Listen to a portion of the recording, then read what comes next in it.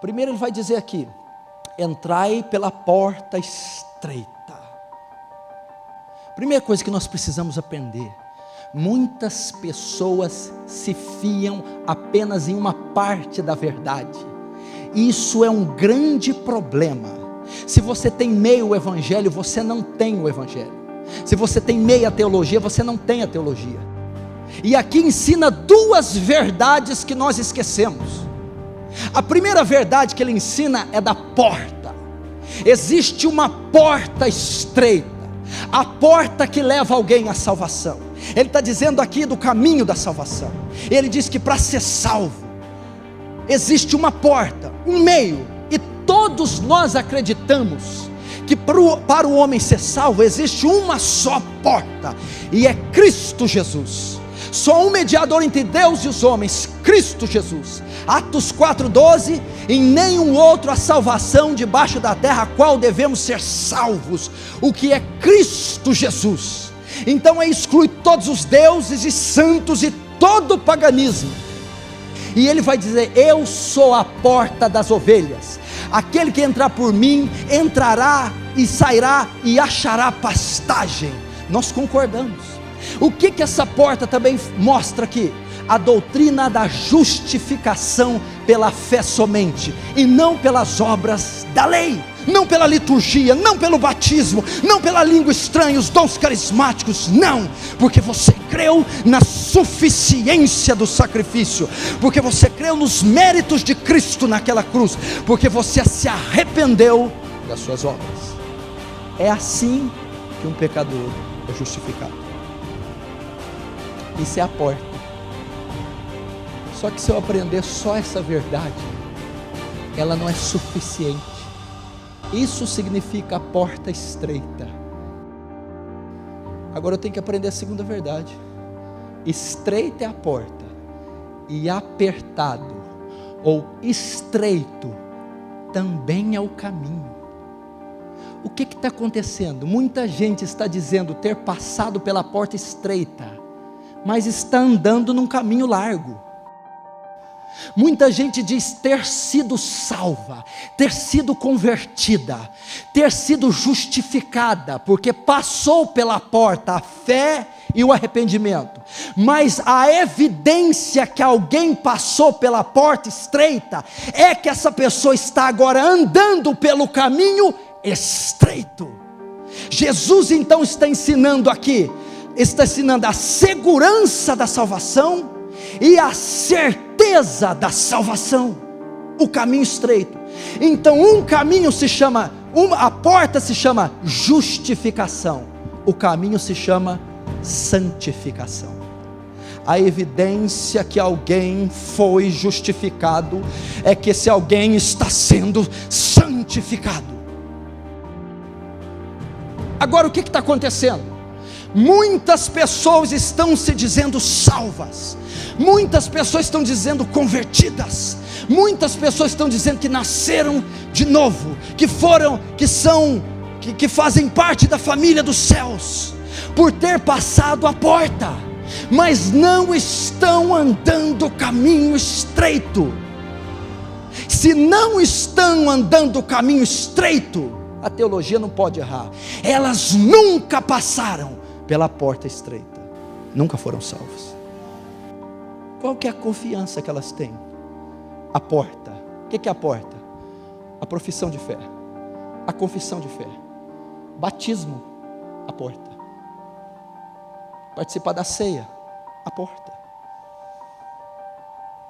a eleição, a porta, as obras, a porta, os carismáticos pentecostais, os dons, a porta. A porta significa ser regenerado. 2 Coríntios 5,17, o que está em Cristo, que diz que é salvo, justificado, nova criatura é, as coisas velhas já passaram, e eis que tudo se fez novo. ele foi transformado pelo sobrenatural. Ele não agregou um conjunto de normas e regras, ele não mudou apenas o seu estereótipo, ele não passou a frequentar um culto litúrgico, ele era um osso seco, Ezequiel 37, perdido em seus delitos e pecados, filho da ira por natureza, corrupto em Adão. Quando ele foi confrontado com o Evangelho, o Espírito Santo acometeu aquele coração e o transformou uma nova criatura, e este nasce de novo, evidenciando a salvação.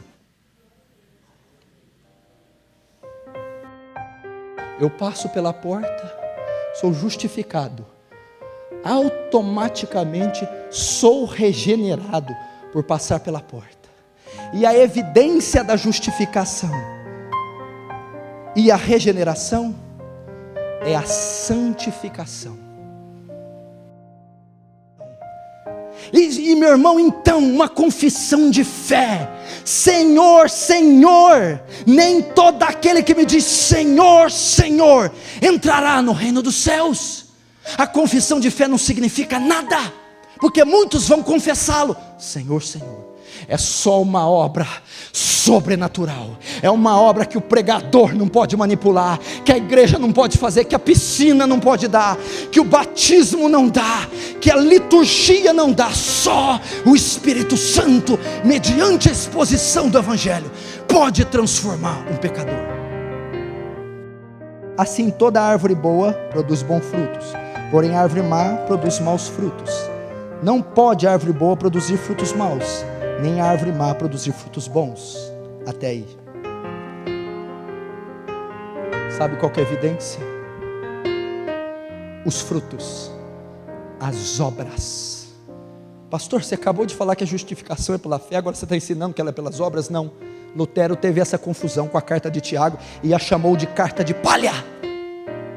Não, a salvação é apenas pela fé e pela graça, mas a evidência que eu creio, fé, são as obras e os frutos que eu dou.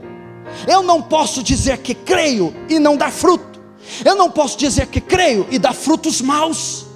A evidência da justificação, santificação, obras, mostra a sua fé sem obras, que eu com as minhas obras mostrarei minha fé. Obras. Salvação, conversão, regeneração é uma mudança total de caráter, uma mudança da vontade, uma mudança do relacionamento com Deus, uma mudança do relacionamento com o mundo, uma mudança do relacionamento com os homens. Uma pessoa que de fato foi salva, que de fato foi justificada, ela está andando em santidade e ela está produzindo frutos. Aqui está dizendo aqui, ó, que a evidência que ela passou pela porta e pelo caminho é que ela, pelos seus frutos os conhecerei, pelas suas obras, pelo seu movimento, pelo seu estilo de vida, pelo seu pensar, os lugares que frequenta, as coisas que fala, as coisas que pensa, as pessoas que se relaciona. A evidência que alguém é salvo é que ela deu uma volta completa na sua vida, ela mudou seus valores, ela mudou o seu coração. Como é que pode alguém dizer salvo, mas frequenta os mesmos lugares, dizer salvo, mas é imoral, diz que é salvo, mas se masturba 4 ou 5 vezes por semana, diz que é salvo, mas fornica, faz sexo com a namorada semanalmente, diz que é salvo, mas é viciado, diz que é salvo, mas é pornógrafo, diz que é salvo, mas é infiel, diz que passou pela porta, mas não há evidência, o fruto. O crente regenerado, genuíno, salvo, peca, cai, se enfraquece, tem o pecado como estilo de vida? Não, é regular o pecado está no cotidiano? Não, impossível. E eu termino dizendo isso, no verso 18, não pode a árvore boa produzir maus frutos, O que Jesus está dizendo? É impossível um nascido de novo, é impossível alguém que foi salvo, justificado, é impossível produzir maus frutos, viver uma vida ímpia, é impossível viver a prática do pecado, é impossível. Ele está dizendo, não pode a árvore má dar bons frutos, e nem a boa dar maus frutos. Ele está dizendo, se uma pessoa for de fato justificada, é impossível ela não ser santificada, é impossível ela não ser regenerada, é impossível ela viver uma vida ímpia. 19. Toda árvore que não produz bom fruto é cortada e lançada no fogo.